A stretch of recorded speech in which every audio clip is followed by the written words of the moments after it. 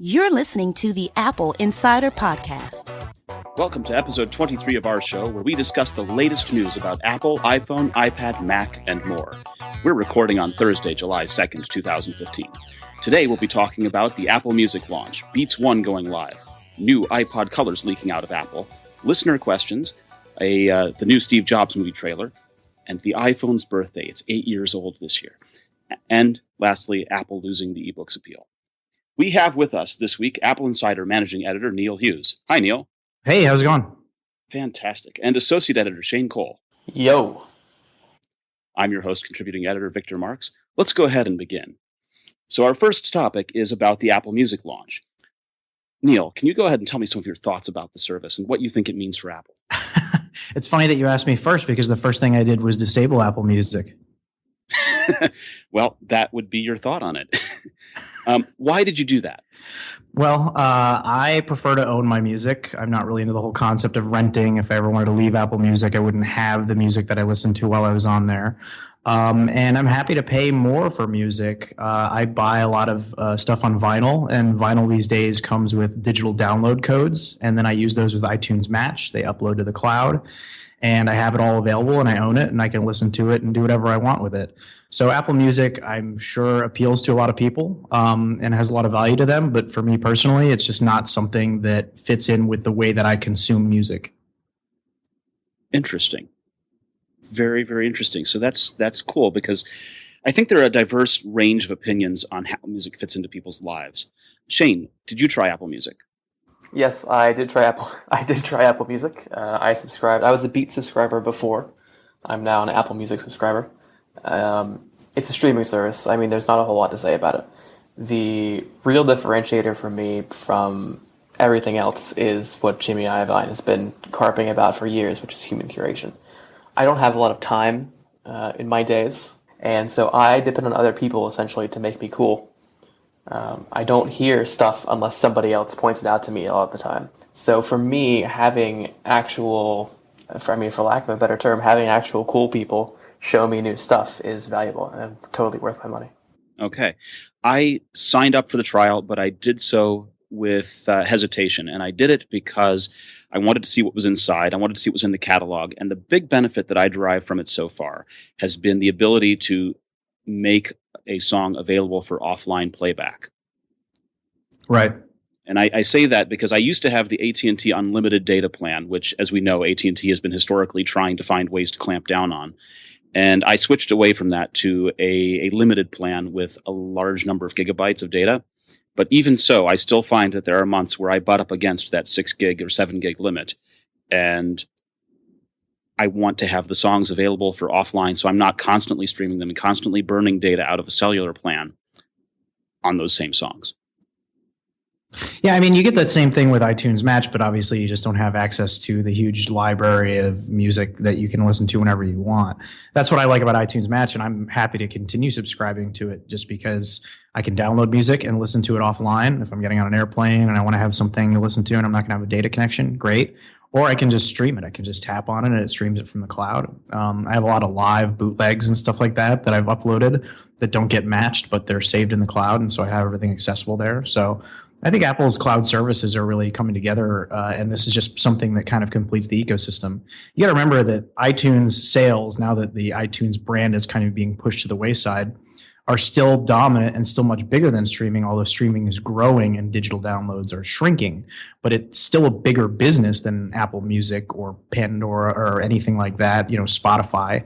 That may change in the next 5 years, and I think it probably will, and Apple kind of sees that change coming, and that's why they're doing this. But let's not forget that iTunes and sales of music are still a very big business. Yeah. I moved to streaming instead of downloading or purchasing and downloading because I got tired of managing an iTunes library. I had multiple computers and multiple hard drives and multiple libraries, and it just became a headache. And it's for the same reason that I haven't signed up for iTunes Match and iCloud, because I would have to manage those libraries to get them all up into the cloud. Or I run into the same problems with actually managing Apple IDs. This whole family sharing thing for the family plan of Apple Music. It just is one of those things where it's one more thing to think about, and I don't even get on board with it. For me, the killer app of streaming, curation aside, The killer app of a streaming service versus buying stuff is that I probably am not going to like the same thing I like now in 4 years. Right. So not Amen. only do I not have to deal with having the cruft of still having that stuff around, like how many people still have the Thong song in their iTunes library, right? And how many people listen to it? Oh my God, yo! So I'm just saying. But yeah, so Dong. so yeah, you just don't have to deal with that. I don't have to worry about spending $1 or $10 on an album that I'm going to hate later on, you know? Because I could easily spend $10 a month, which is the subscription cost, on buying an album. But I spend well more than $10 a month. month. I spend well more than $10 a month. I mean, if I get a record that costs, $20, $25 or something like that, that's a lot more than an Apple Music subscription. So I totally understand why people would want that. But I like the experience. Like, there's some snobs that'll be like, oh, vinyl has this rich, warm sound that sounds better than digital. No, it doesn't. But it's nice to get this really nice, big album art. I like owning physical things, and I don't want CDs or any of that crap. But I like having vinyl records. I like the experience of going up to the record player and putting it on and flipping it over. I like the liner notes that come with it and all that stuff, having my hands on it. And that's one area that pretty much the only area that I think Apple is lacking in, that Amazon beats them, is Amazon has a feature called Auto Rip. And so if I buy vinyl from Amazon, I'll get MP3s DRM free from Amazon to download, and then I just upload them to iTunes Match. It would be nice if Apple had some sort of like download code option for vinyl as well, to appeal to nerds like me who like to buy vinyl. That's the musical equivalent of DVDs coming with an iTunes copy, right? It's like Exactly. ultraviolet code thing. Yeah, they don't have that. And I've gotten to a point now, because I like buying Blu-rays as well. I like having the disc. I don't want to worry about my internet connection. But I'll only buy Blu-rays if it comes with an iTunes code, so I can add it to my library in the cloud. Because I actually have I travel a lot now, and I don't want to bring all my DVDs with me, and I have a ton of them back at home. So I rip them all and put them into a Dropbox account that I pay for every year, just to have all digital copies of my movies there. But I don't want to keep doing that. I don't even have a disc drive anymore to rip them, right? And it's a pain in the butt to rip them. So it would be nice if they had a iTunes digital copy equivalent for vinyl. I think that would really make Apple the perfect music service, because right now with Apple Music, iTunes, and Beats One, which we'll get into in a bit, I think they offer a lot of really great stuff that the competitors don't have. Fair enough. I want to move right to Beats One. So Beats One went live, and there were a few quality issues going right out of the bat. The one that stuck out to me were the station IDs right in the middle of Beck. What did you hear? Yeah, I mean, they did the station IDs in the first couple of tracks, which was annoying, but that's a radio trope. I mean, I get why they're doing it. They got a lot of complaints for it. I don't, whatever. I didn't really care that much. It's radio. So, and they had some dropouts and stuff in the first few hours, but I think that's to be expected with a new product launch, cloud-based, that sort of stuff. There's always going to be hiccups with these things, right? Has there ever been a cloud-based service that launched without issues? Like, I think Microsoft's the only company that's done it, and that's because nobody's using their stuff. I can't recall any cloud-based or web-based service that launched without a hitch. I mean, there's always an influx of traffic to start that knocks things down. So whatever, it wasn't really that big of a deal, I don't think. How do you like the Apple Music UI? I like it a lot. It takes a little bit of getting used to. They changed some things, but it looks sharp, right? The colors now with the album art, when you load up and the playlist, you can add pictures to your playlist. It's just a very pretty app. It just looks nice.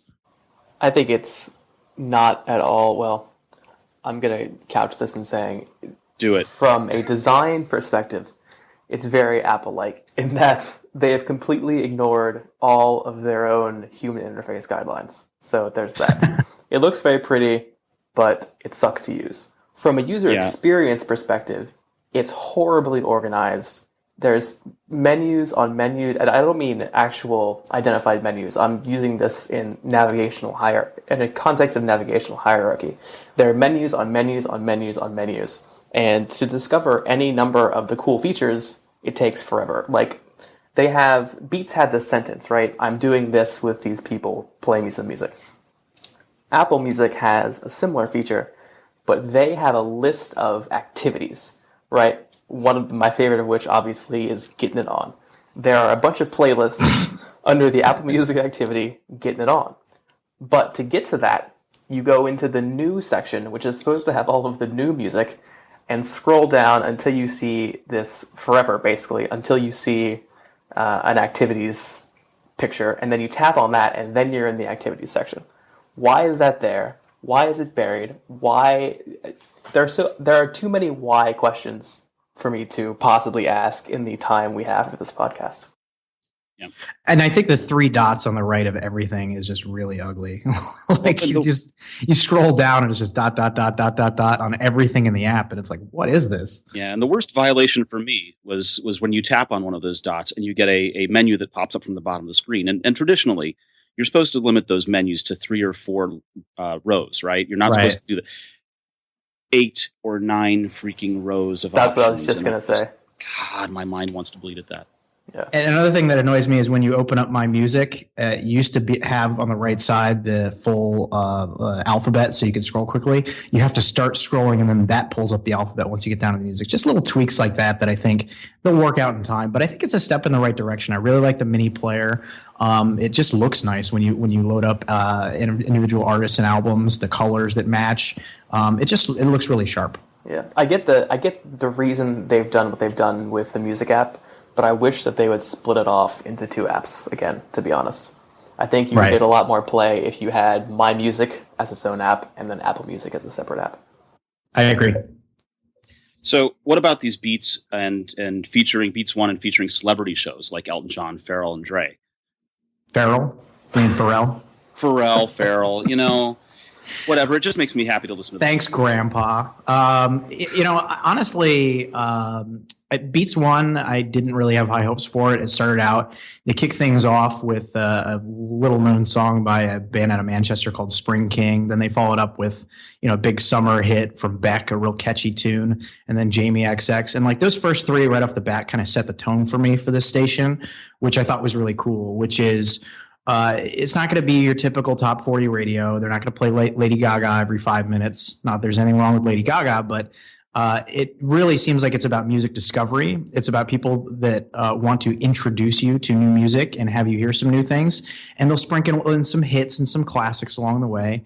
And so I've tuned in and out over the first couple days, and there was some stuff I absolutely hated, and there was some stuff I absolutely loved. But most importantly, there was stuff that I hadn't heard before, and I think that's really great. I think that ties into what I said before about the value of curation, is that I'm having cool people, show me stuff. Right. And that's totally worth paying for. Yeah, like the celebrity thing, they had St. Vincent on the first night. I actually just saw St. Vincent last weekend, and she's really great, and I love her. And so to hear her host a show where she's giving her taste in music and what she, wants people to listen to, what inspires her, that's great. I mean, I think that's really cool. We also saw, related to music, that Apple's leaked new iPod colors. We've got a new darker blue, a hot pink, and gold shades for iPod Touch, Nano, and Shuffle. And this was leaked via iTunes 12.2, the new iTunes for macOS 10. What's interesting about this? Gold. Apple's obsession with gold continues. I was going to say, I guess it's China's obsession with gold. Say what? Say it again, Shane. So I was going to say they're going back in time, because hot pink was the Fat Nano came in hot pink, didn't it? And I think a couple others. Rest in peace, Fat Nano. It's the 3rd generation Nano. Oh my God, that thing was awful. Yeah, back when they were still redesigning the Nano once a year. I still love the clip-on Nano. That thing was awesome. Yeah, that was nice. The 4th gen Nano, the chewing gum stick. No. The clip-on one, the touchscreen, the tiny little touchscreen. Oh, 6th gen, yeah. Yeah, 6th gen. That thing was awesome. I was using it up until a few months ago, and then I dropped it and the screen shattered, and I've now just replaced it with my Apple Watch. But yeah, I love that thing. That thing was great. Yeah, I still have a couple of those. But how many iPods are they selling? Does this make sense to release a new Shuffle, a new Nano, and a Touch? Well, they stopped reporting how many iPods they're selling because the numbers are getting so low. It's almost embarrassing. But it's also kind of a chicken and egg scenario. The sales are dropping because people are less interested, but also they're dropping because Apple's not updating the hardware. If you buy an iPod Touch now, it's running a processor from like an iPhone 4S or something crazy like that.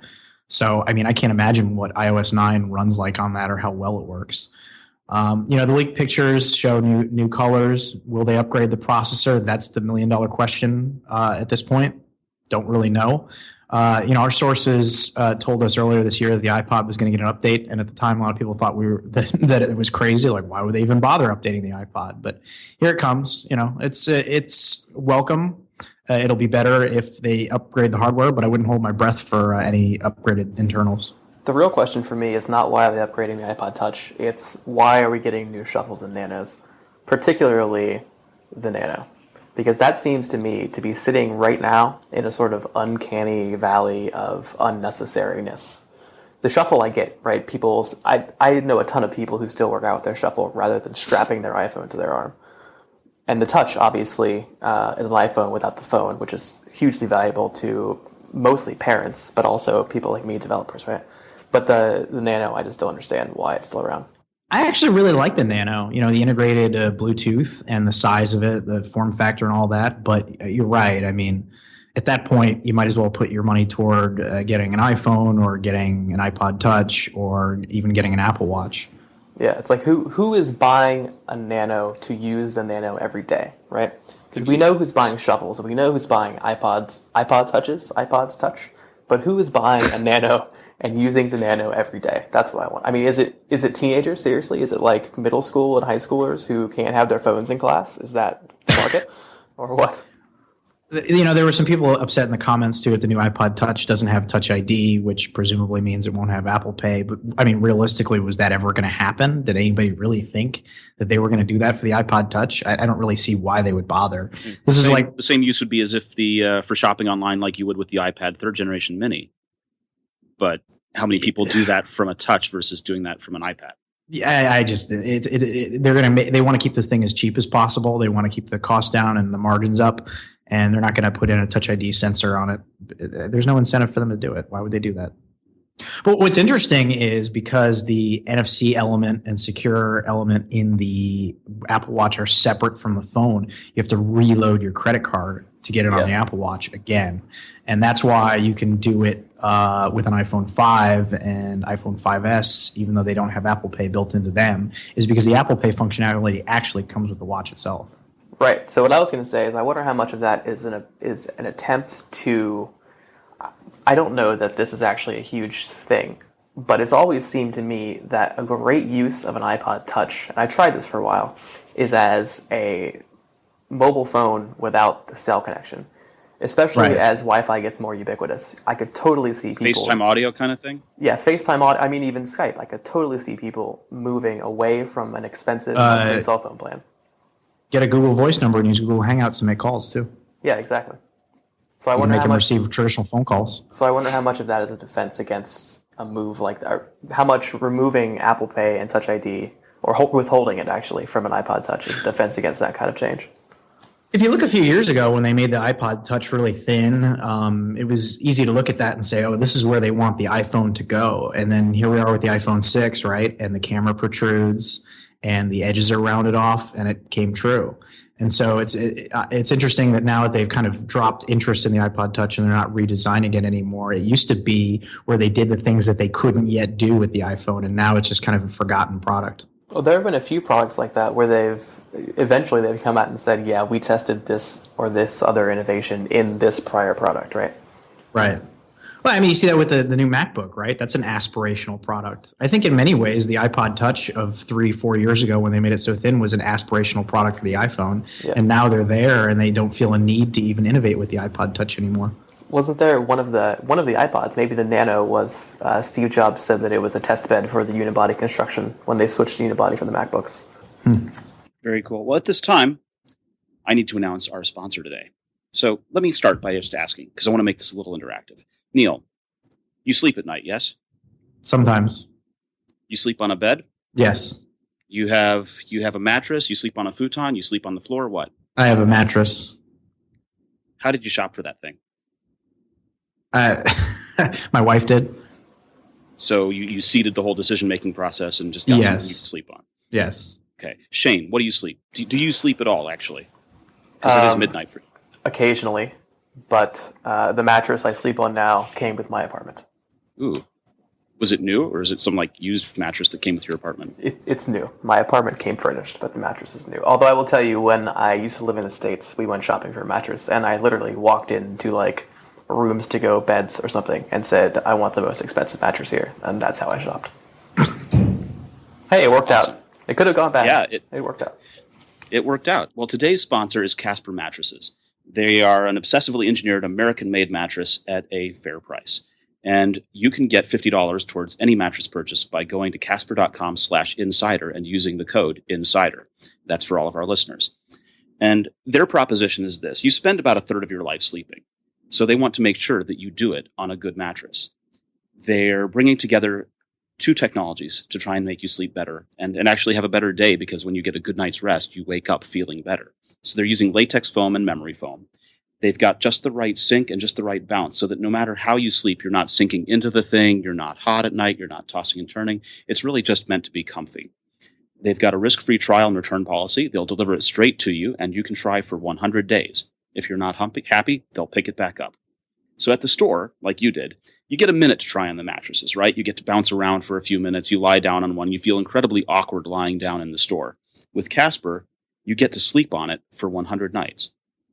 So they sell a $500 twin-sized mattress and $950 for a king-sized mattress.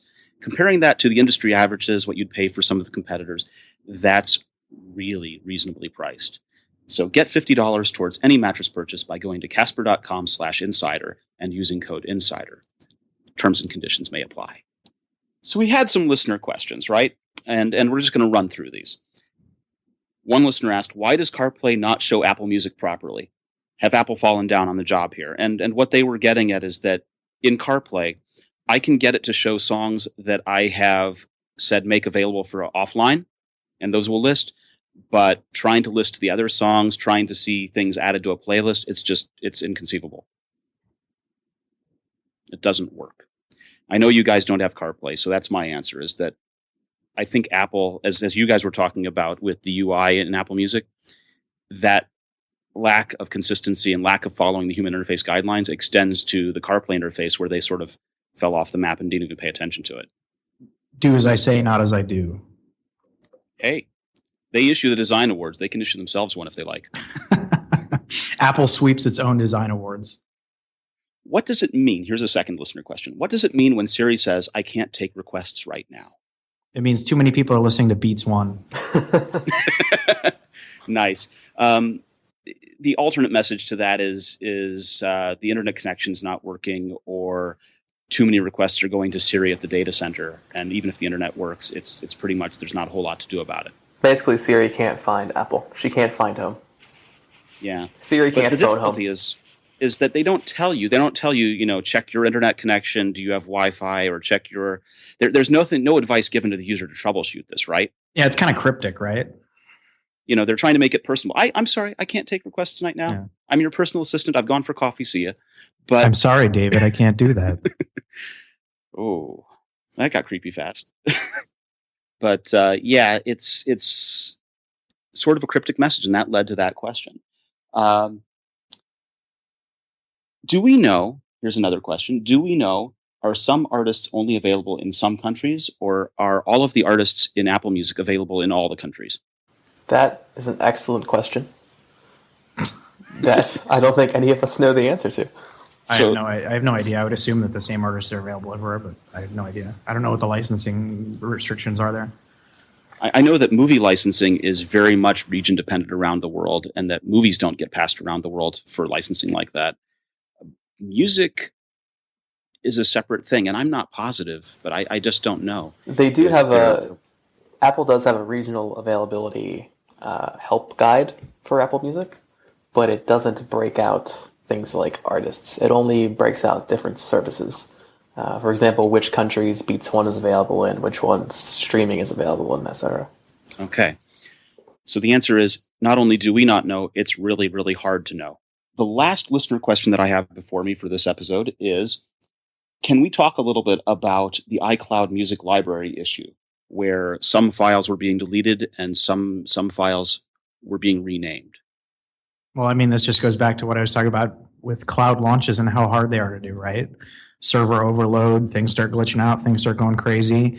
Apple did a bunch of changes behind the scenes. They're getting all kinds of new people accessing iCloud services that weren't accessing them before. So problems happen. That's just what it is.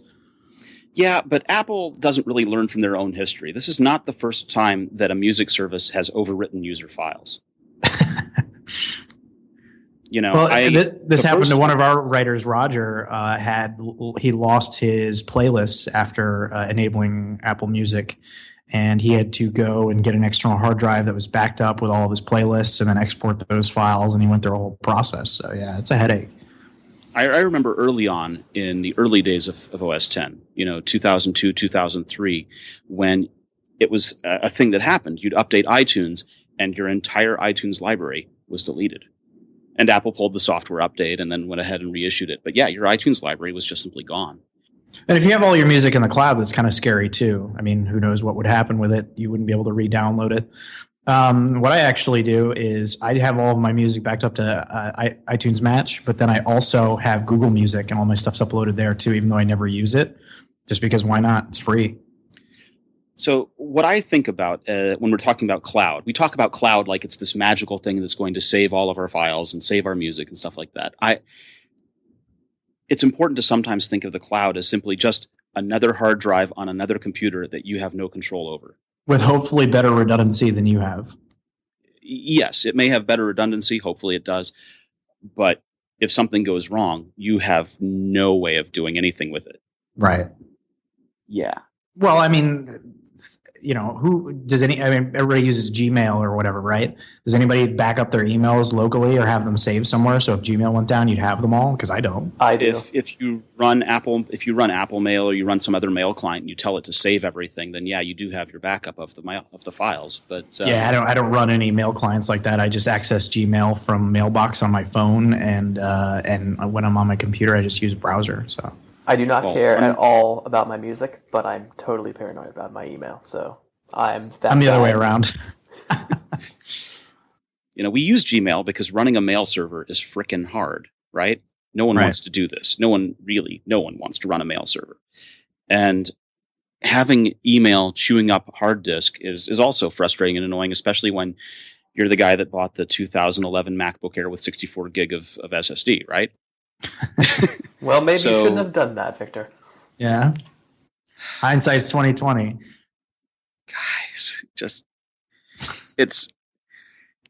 I swear it causes me to break down. It's an emotional thing. But let's talk about this Steve Jobs trailer. Yes, let's talk about the Steve Jobs trailer. I thought it was all right. It wasn't the greatest trailer I've ever seen. I know Shane thought it looked pretty terrible. I was more bothered by Fassbender's accent. Michael Fassbender has had a problem doing an American accent in a lot of films, and it shows up again in this trailer. He's just got a kind of lilt to him that he just can't ditch. But he's a good actor, and it seems like a pretty good cast and good director, good screenwriter. A trailer's a trailer. It's got to put butts in seats, but it's not necessarily representative of the final product. I'm not too worried about it. Ryan Block, who used to be the editor of Engadget, wrote exactly what I was thinking, right?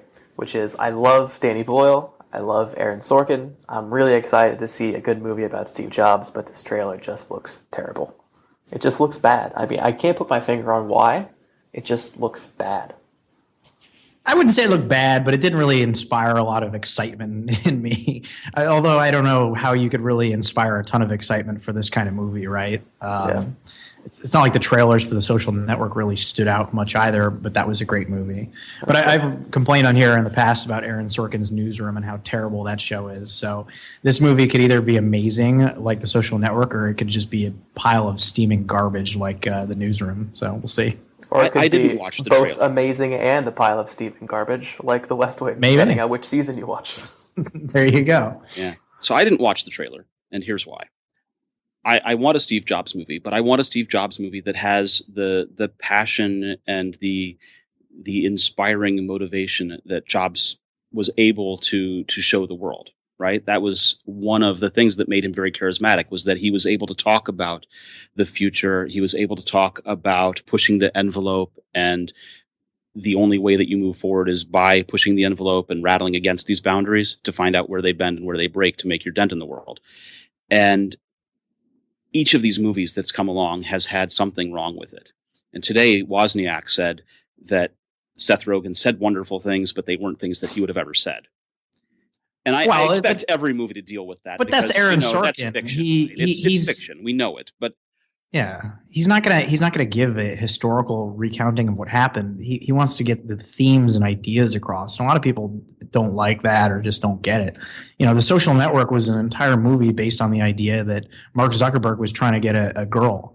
And Mark Zuckerberg has been married or been with the same girl for 10 years now. Yeah. So that was a completely fictional part of that story that was created just to try to get inside the mind of Mark Zuckerberg. Now, was that fair to Mark? Probably not, but it made for a heck of an entertaining movie. What I want is a movie where the people who knew Jobs throughout his life, at the different phases of his life, stages of his life, look at it and say, yeah, on the whole, that represents the person that I knew fairly. So what exactly does this have to do with you not watching the trailer? I'm just not ready to. You're emotionally not prepared for it? I'm not prepared for it. And like Shane was talking about, there are tons of movies where you get great actors and great directors and great ingredients, and the movie comes out terrible, right? And you look at these things in hindsight and you say, how the hell did they sign on to do that? But the example that comes to mind for me right now, and you're going to call me grandpa again, is the children's movie Rocky and Bullwinkle from 15 years ago that had Robert De Niro in it. That's your example, really? Do you want to pull out Dick Tracy? I mean, we're going with children's movies. I'm just saying. How about every horrible adaptation of a novel that's ever been done, every horrible biopic that's ever been done? Fine. You go with a Rocky and Bullwinkle live action movie? Come on. I would have it's thought not Grandpa. It's just jeez. I would have thought you'd have gone for Bill Murray as Garfield, personally. Yes. I mean, there you go. Holy moly! I'm just saying. I gotta say the most depressing adaptation of a life story I ever saw was the Michael Bay produced Teenage Mutant Ninja Turtles. Man, just ruined my childhood. I still haven't seen that. Out of why would you see it? Out Who of cares? respect for myself. All right, the movie comes out October 9th. Let's move on. Yes, so the iPhone has just celebrated its 8th birthday. The public launch was on June 29th, 2007, and we've had iPhones for 8 freaking years. Now, first of all, Shane, Neil, did you guys have the original iPhone? I did. I had a 4 gigabyte. I was actually, I worked at a newspaper at the time, made very little money. I was kind of fresh out of college, and I couldn't afford a monthly data plan because they were prohibitively expensive. I was on T-Mobile. I waited until you could jailbreak the iPhone. I jailbroke it, connected it to the T-Mobile network with I think GPRS is what they call it. It was like sub-edge speeds. Yes. There was a hack that you could do where I paid T-Mobile. I probably shouldn't be admitting this on the air, but whatever. I paid T-Mobile $5 a month for a data plan that was essentially unlimited data that was slow as molasses. But it was a years-long struggle of updating the phone, losing my T-Mobile connection, having to wait to update the phone. It was a fun experience. But yeah, it was weird back then because you had to pay full price for the phone. They didn't subsidize it, but they didn't allow you to set it up in the store. You had to bring it home and connect it to iTunes, so you could go into an AT&T store, and you didn't have to have an AT&T contract technically to buy it. So I had to go into the AT&T store and fib and be like, oh, I'm buying this as a gift for somebody. And then I went home and hacked it and did all that. But yeah, I had the original 4 gigabyte iPhone. Shane, which one did you have? I also had the original 4 gigabyte iPhone, except unlike Neil, I was a good boy, and upstanding citizen. I was on AT&T. I should say you're fine. The statute of limitations is probably long past on your crimes, but yeah, I bought it on launch day. I happened to be at the time. I was in another industry that is even more ridiculous than technology journalism. I was in politics back then. And I happened to be in DC, and I drove to a Maryland suburb, to buy the phone on launch day. When the phone came out, one of my buddies bought it on launch day, and we went to a party the next night. It came out on a Friday. We went to a party Saturday night, and he was like a celebrity there. Everybody was like, "You have the iPhone?" And everybody wanted to come up and touch the screen and see how it worked and see what it did. And they were like, "Oh my gosh!" And they were showing multi-touch, zooming in on pictures and stuff. People were losing their minds. Yeah, it's almost exactly how it is with the Apple Watch now, except instead of showing it off, nobody wants to see, oh, show me what it can do. The number one question I get is it worth buying? Exactly, yep. I do don't I know. need this thing? I don't know what that's indicative of. Whether people want it and just want to do somebody to tell them it's okay, or what. But there you go. I get a lot of force touch messages from my wife when she's at work, and I always laugh when I get them because it's always like, oh, someone else saw her watch and she's showing them what it can do. That's the only reason she's sending me these things. Nice. I had the original 8 gig model. I didn't have to jailbreak it, although I learned Ooh, to jailbreak baller. them later. Yeah. You know what? Go all out, right? Hey, Right? back Doing this, then we're doing it right. that was baller because that was expensive as hell.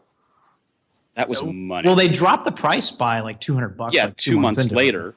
That was Yeah. when I bought. So I paid like $350. I think. Oh no, I paid $650 for this thing. Well, we And- got the rebate though, Victor. We got the gift card. Yes, we did. But I paid $650 for it, and what I did was I have a friend who lived in Oregon at the time, and Oregon has no state sales tax, so he bought it tax free and then mailed it to me, and I had it 2 days after launch. It was brilliant. What a bunch of people skirting the law we are here. Avoiding taxes. Well, your skirting the law was not actually skirting the law because the Library of Congress agreed that there was a valid exemption to the DMCA for jailbreaking. Yeah, I think what was worse that I did was not paying T-Mobile properly for the data. The GPRS hack was probably the greater sin that I committed there. But I was a poor, fresh out of college newspaper reporter. So you got to do what you got to do. So the iPhone is 8.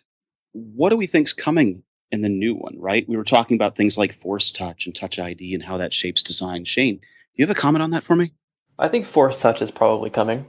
There was a hilarious report earlier today that there would be a Force Touch enabled camera app, which I think is a little bit, it will probably happen now that I've thought about it for a little while, but I think is a little bit of a ridiculous application for Force Touch. But yeah, I think Force Touch will happen.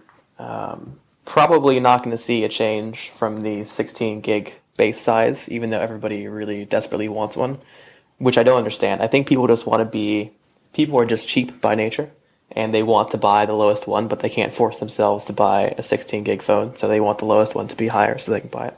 And people need something to complain about too. Let's be honest. If the cloud services were there and exposed in a way that made sense when you were doing the onboarding to the thing, then you wouldn't run into the problem that you have with 16 gig device. Well, I think that's where everything is going right now. I mean, every move over the last, say, 4 years has been designed to push people further and further and further into Apple's cloud, with the idea being that the more you are in the cloud, the less you care about your local storage. Right, and clearly that's not working yet if people are still complaining about the 16 gig model not working for them.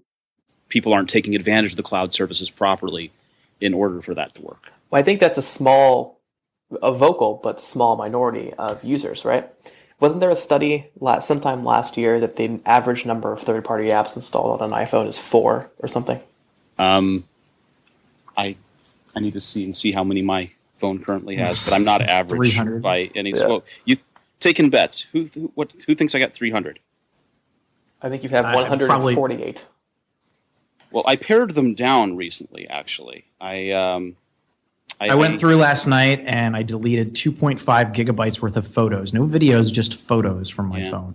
So I have at this moment 595 applications moly. installed on my phone. And how many of those do you use? 4 that is of them? after Come on. I deleted many. I was at like 800 some, and I have a 2 home screen limit. I have my first home screen is just apps that I use. The second home screen is 3 rows of apps that I use, and then 3 rows of folders. And then anything beyond that, I'll leave it for a week and see if I like it. If I do, it goes in a folder. If I don't, it's gone.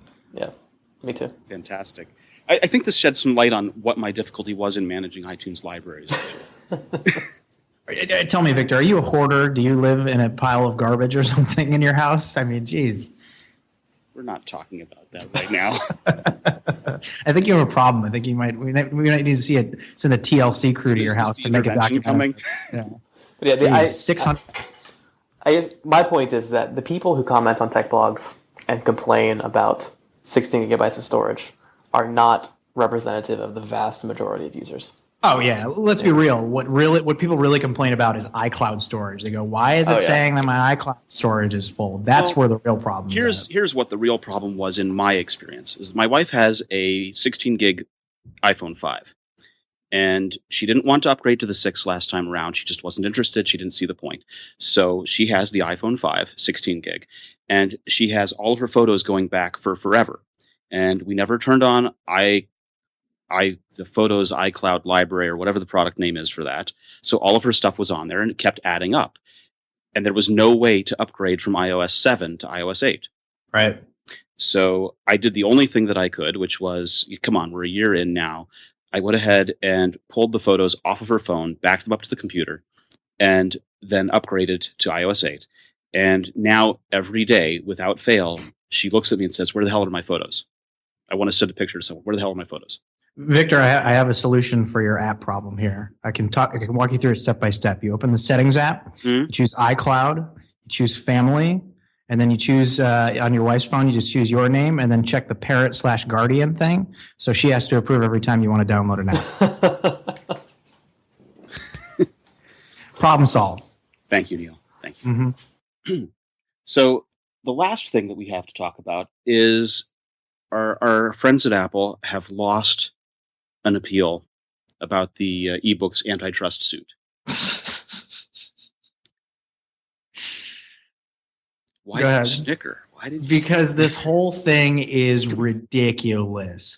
Listen, I'm not the type of guy to back major corporations with, $200 billion in cash sitting around. I'm not Says the sorry managing editor of AppleInsider.com. But I mean, seriously, they lost this $450 million suit. Okay, that's just pocket change for Tim Cook. But let's be real. This antitrust suit was a joke. It was a complete and absolute joke. They claim that Apple conspired with book publishers to raise prices. Did the price of books go up? Yes. The only reason the price of books went up is because the publishers wanted them to go up because Amazon had been squeezing them. They've been lowering the prices, and they didn't have any control. And Amazon will sell stuff at a loss because they don't care. Amazon was screwing over. Was literally selling their ebooks at a loss as part of their growth strategy. That you are. And totally so imagine that you're a certain part. And then so let's imagine that you're a book publisher, right? And you want to sell hard copies of books at stores like Barnes and Noble because that's still a big part of your business, right? How can you possibly compete with that? How can you possibly compete with a company that's willing to lose money in order to sell their ebooks? Why would you go to Barnes and Noble and spend $25 on a hardcover when you can get the same book for $6 at a loss? Why would you buy a $9 copy from Apple when you can get it for $6 from Amazon? So the book publishers were getting screwed. So they saw Apple as an opportunity to gain some leverage. So they all agreed. And why wouldn't they agree? Of course they would agree, because this was an opportunity for them to save their business model and start making a little bit of money. So what happened? The price of books went from like $6 up to $10 and then $15 for new releases. Oh man, we're going to put everybody in the poorhouse now over that, right? This was just a stupid, it was grandstanding done by politicians and people representing politicians who were put in power so they can turn to consumers and to voters and say, look what we did for you. We're looking out for consumers. We did something for consumers. But at the end of the day, it was nothing. It was a joke. It was stupid. Thank you. Mm-hmm. I think equally as painful as the $450 million is that they are stuck with Bromwich as the monitor over the antitrust suit, where he's going and requesting all of things outside of. They're even related to books. Now they have a guy who's looking into all their stuff, all their businesses, for what? Because they got into the ebook business. Let's not forget, before Apple entered, Amazon had 90% of the ebook business.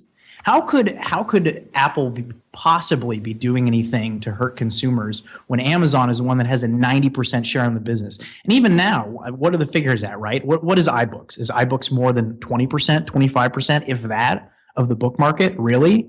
Who's the bad guy here? The whole damn system's flawed. It's just Burn it grand- all. The whole system is dead. It's grandstanding for them to say, "Oh, look, we did something for you." That's the only reason they did this. Don't be fooled into thinking it was anything else. It was just an easy target. As soon as these judgments came out and all these rulings, the Justice Department was sending out press releases touting that they did this. Look at what we did. We took down big bad Apple, because Apple's the biggest company on the planet. Again, I'm not looking to go out of my way to defend Apple, because certainly they have a lot of problems on their own. But this whole thing was complete hogwash. This is the rare time in our relationship when I completely agree with you. I mean, look, Apple does some messed up stuff. Let's not kid ourselves, right? I mean, 5 gigabytes of free iCloud storage. Come on. But It's messed up, man. but It's messed up. there are two things that they get a lot of crap for that is absurd. First is their treatment of their retail employees, right? These people start at $15 an hour. Show me another massive retail operation that starts floor employees at $15 an hour, and then we can have or $10 an hour for that matter, and then we can have a conversation. And the second is this ridiculous ebooks thing. Well, this has been the Apple Insider podcast. I have been your host, Victor Marks, with Shane. Yep. And Neil. Hey, thanks for having me. Where can people find you on the internet, Neil? Well, you can read my stuff at Apple Insider, and I am on Twitter at @ThisIsNeil. Shane, where can people find you on the internet if they look hard enough? I am also on Apple Insider, and I'm on Twitter at @ShaneCole_, but don't follow me because I only post very boring things. Excellent. Well, this has been the Apple Insider podcast. Please remember to leave positive reviews on iTunes and comments on our posts, and let us know how we did. Thank you so much.